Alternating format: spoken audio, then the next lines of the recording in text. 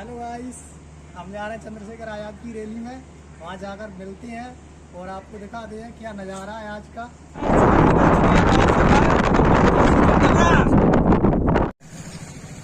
Hello guys, Dabra की धरती पे आपका स्वागत है।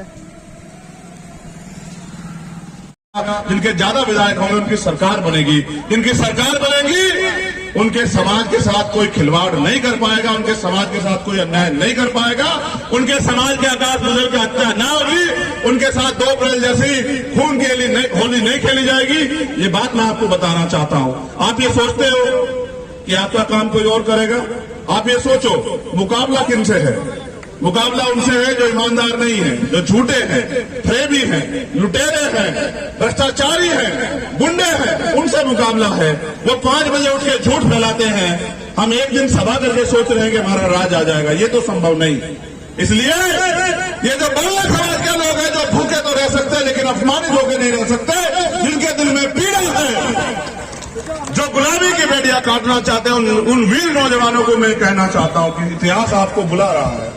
इतिहास आपको याद कर रहा है कि आने वाले समय में आपको किस नाम से जाना जाए। इस नाम से जाना जाए कि आपने अपने कंधों पे इस समाज को आगे बढ़ाने का काम किया, या आप चुपचाप उस समय सहते रहे जब अधिकार छीन रहे थे। आपको वीरों की श्रेणी में शामिल होना है या आप गद्दारों की श्रेणी में जाना चाहते हैं, ये आपको तय करना पड़ेगा। इसलिए मैं आपसे सवाल कर रहा हूं। आप पढ़े लिखे हैं, नौजवान है, कोई कमी आप में नहीं है, रोटी आप भी खाते हैं। कुदरत ने 2 आंख, 2 हाथ, 2 पैर, एक अच्छा दिमाग, एक अच्छा शरीर आपको दिया है। आप भी आगे बढ़ सकते हो अगर आप गांव देहात में जाके बहुजन समाज के लोगों में भाईचारा पैदा करने का काम करो। जिस दिन से मैं भाईचारे के लिए लगा हूं, ये तोड़ने का प्रयास कर रहे हैं। आप ये जान लो, छोटी छोटी घटनाओं से हमें अपनी एकता को बिखरने नहीं देना है, क्योंकि ये सोचो, ये साजिश करके हमारी एकता को तोड़ेंगे। आज हमारी एकता तोड़ रहे, कल हमें अधिकारों से वंचित कर देंगे। अगर हमें स्वाभिमान सम्मान के साथ जीना है तो हमें अधिकार लेने पड़ेंगे।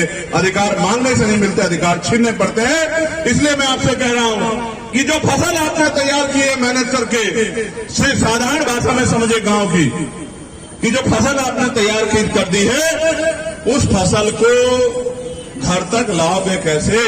जो फसल आपकी खेत में खड़ी है उसको घर तक पहुंचाओगे कैसे?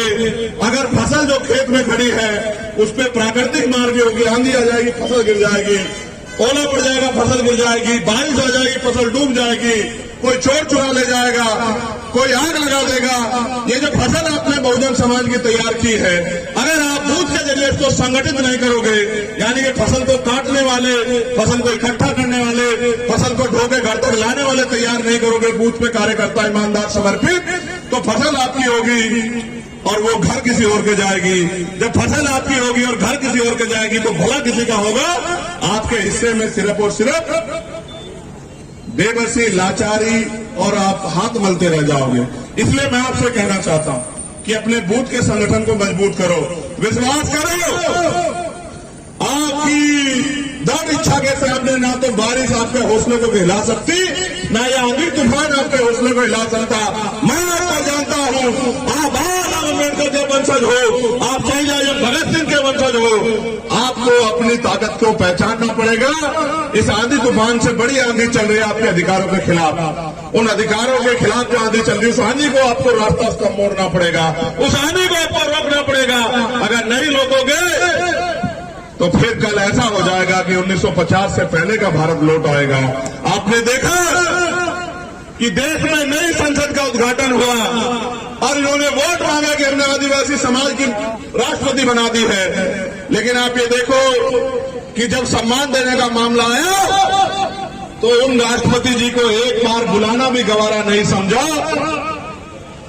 आप समझो कि जो हमारे सर्वोच्च पदों पर बैठे लोगों का सम्मान नहीं कर सकते तो वो हमें और हमारा सम्मान कर लेंगे क्या? ये बात आपको समझनी चाहिए। इसलिए क्योंकि कई मामले मेरी जानकारी में आए, उससे पहले मैं आपसे कहना चाहता हूं कि जिन्होंने नीले पट्टे गले में डाले हैं, जो हमारे नौजवान बूढ़े समाज के भी नेता पिछली बार मेरी गाड़ी में बैठ के मुझसे बहुत देर तक जिन्होंने वार्ता की थी, उनको भी मैं कहना चाहता हूं कि इतिहास रुकेगा नहीं, समय रुकेगा नहीं। इतिहास आपके लिए भी समय रोक के खड़ा नहीं होगा। आपको भी आज से लगना पड़ेगा, भाईचारा पैदा करना पड़ेगा देहात में जाके। जो पिछड़े वर्ग के और हमारे कुशवा मौर्य साख के और जो हमारे जो है पिछड़े वर्ग के लोग हैं, उनको भी मैं नौजवान साथियों को, अपने नेताओं को कहना चाहता हूं कि आपको भी गांव देहात में जाकर भाईचारा पैदा करना पड़ेगा और वोट की शक्ति इकट्ठी करके आजाद समाज पार्टी के साथ खड़ा होना पड़ेगा। जब सत्ता की चाबी हमारे हाथ में होगी, मेरी बात को आप लिख लो कि मध्य प्रदेश में मैंने महसूस कर लिया कि इस बार सत्ता की चाबी आपके हाथ में आने वाली है। आपके बगैर किसी की सरकार नहीं बनेगी। आप ये जान लो कि जब सत्ता की चाबी आपके हाथ में होगी तो आपका नेता